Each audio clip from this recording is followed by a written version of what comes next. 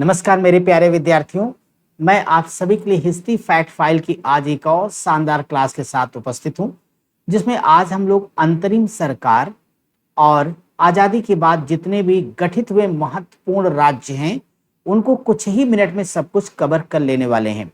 इसका जो पहले क्लास गए थे आप लोगों ने जबरदस्त सराहा, शेयर किया और शानदार कमेंट आपके बड़े प्यारे प्यारे आए, जिससे मेरा मन भी उत्साहित है। और इसके पीछे एक बड़ी इंपॉर्टेंट कारण ये था माय डियर कि आप दिन भर पढ़ रहे हैं, प्रैक्टिस कर रहे हैं, किताबों से पढ़ रहे हैं, ऑनलाइन पढ़ रहे हैं, आप लोग हमारे साथ पढ़ के और अन्य साथियों के साथ पढ़ रहे हैं। आप उस दौरान में आपकी बहुत कुछ छूटता चला जाता है। ये जो हिस्ट्री फैक्ट फाइल है आपकी उन कमियों को पूरा करेगी। 4 से 5 मिनट में जितने भी इंपॉर्टेंट तथ्य उनको हम रिवीजन करवा रहे हैं। इसके बाद जितने अनछुए पहलू उनसे जुड़े हुए यानी पूरे इतिहास का एंशिएंट, मिडवल, मॉडर्न सभी से जुड़े हुए चीजों को हम कवर कर रहे हैं। और इस सेशन में एक भी सेकंड की बात ना करते हुए सीधे हम आएंगे काम पर। तो हो जाओ तैयार। एक बार जल्दी सारे लोग वीडियो के नीचे कमेंट कर देंगे वाई मेरे भाई, फिर हम चलेंगे आगे। देखिए, जब हम अंतरिम सरकार की बात कर रहे हैं यहाँ पे, तो आपके मन में आया होगा कि भाई जब मैं अंतरिम सरकार की बात करता हूं तो मेरे ध्यान में है कि मैं 2 सितंबर 1946 जब पंडित जवाहरलाल नेहरू के नेतृत्व में भारत की अंतरिम सरकार का गठन होता है। अगर आप इस सरकार के बारे में हम चर्चा कर रहे हैं आपसे, तो आप हमें बताइए कि यहाँ से जो हमारी परीक्षा में प्रश्न आते हैं वो खास तौर पे कुछ महत्वपूर्ण नाम और विभागों से हैं।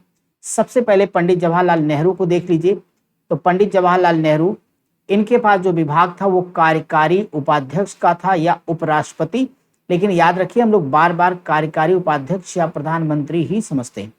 सरदार वल्लभ भाई पटेल के पास अंतरिम सरकार में जो मंत्रालय था, एक तो गृह मंत्रालय, दूसरा सूचना और प्रसारण मंत्रालय।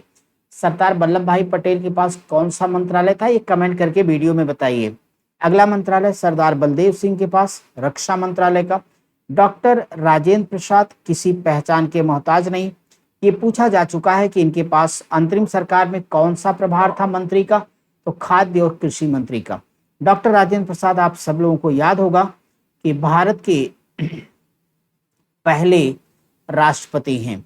भारत के पहले राष्ट्रपति हैं और लगातार 2 कार्यकाल तक इनका निर्वाचन हुआ और 12 वर्षों तक ये राष्ट्रपति के पद पर रहे। इनका ये रिकॉर्ड अभी भी बना हुआ है। संविधान सभा के पहले ये अस्थायी अध्यक्ष रहे हैं। डॉक्टर राजेंद्र प्रसाद को आपको अच्छे से याद होगा, जब बाबू सुभाष चंद्र बोस ने 1939 के त्रिपुरी अधिवेशन में त्यागपत्र दिया था, डॉक्टर राजेंद्र प्रसाद को ही वहां पे कांग्रेस का अध्यक्ष बनाया गया था। तो माय डियर, अगला जो मंत्रालय है वो अरुणा आशफ अली का है, जिनके पास रेलवे मंत्रालय था। इसके अलावा सी राजगोपालाचारी के पास में था शिक्षा विभाग। कभी कभी परीक्षाओं में पूछ दिया जाता है कि राजा जी के नाम से किसे जाना जाता है, तो जान लीजिएगा राजा जी के नाम से जाना जाता है सी राजगोपालाचारी, यानी चक्रवर्ती राजगोपालाचारी।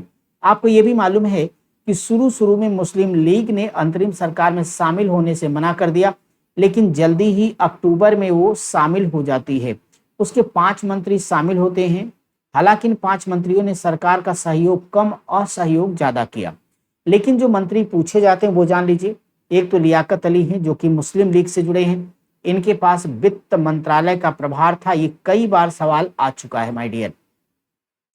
गजनफर अली, ये भी मुस्लिम लीग से, स्वास्थ्य मंत्री, इनको पूछा तो नहीं गया, ध्यान में रखिएगा।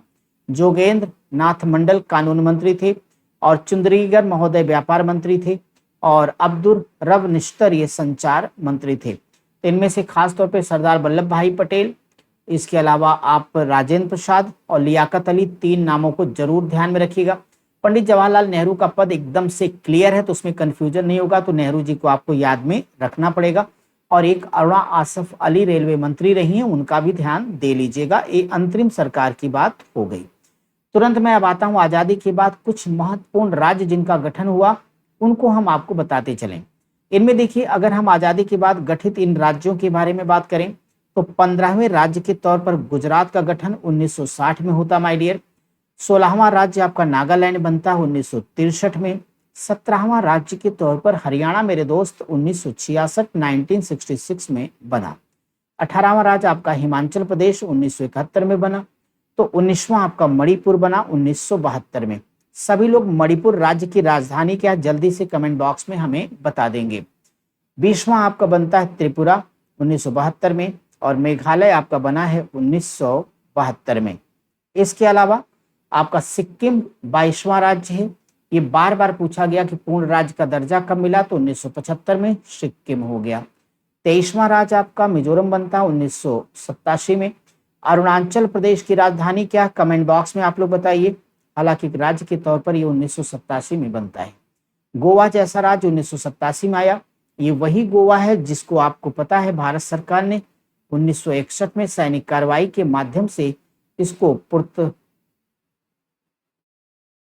पुर्तगालियों से मुक्त कराया। ये पुर्तगालियों से मुक्त करा लिया गोवा को, और भारत का ये पूर्ण राज्य बन गया। इसके बाद छत्तीसगढ़, उत्तराखंड और झारखंड, ये तीन के तीनों राज्य सन 2000 में बने, जिनमें छत्तीसगढ़ राज्य का गठन मध्य प्रदेश को विभाजित कर करके 1 नवंबर सन 2000 को किया गया।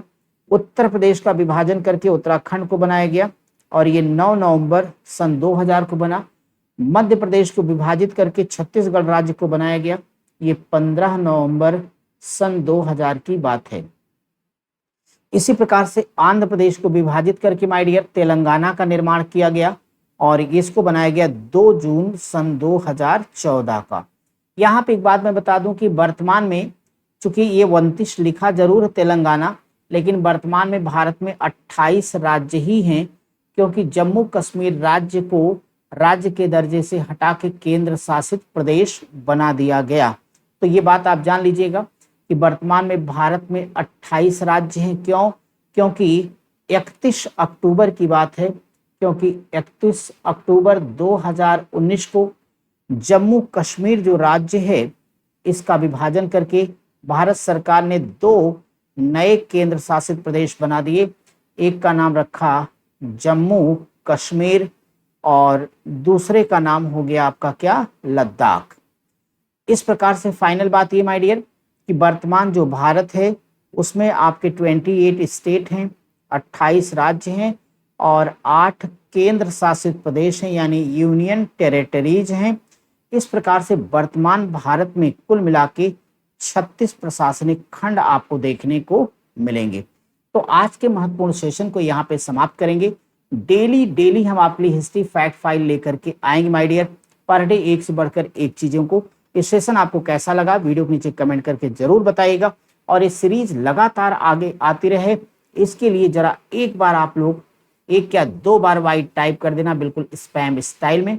और हम उम्मीद करेंगे कि आप अपने दोस्तों तक भी इसे शेयर जरूर कर देंगे, ताकि सभी लोगों को ज्यादा से ज्यादा इसका लाभ मिले, कि दिन भर पढ़ने में 4 से 5 मिनट की वीडियो उनका एक पूरा का पूरा रिवीजन हो जाए इतिहास के हर उस अनछुए पहलू, हर उस इम्पोर्टेंट पहलू पर, और जो भूलने वाली चीजें हैं सब कुछ एक साथ कुछ ही मिनट में हम कवर करते हुए चल रहे हैं। आगे कल फिर मिलेंगे एक शानदार वीडियो के साथ। नमस्कार।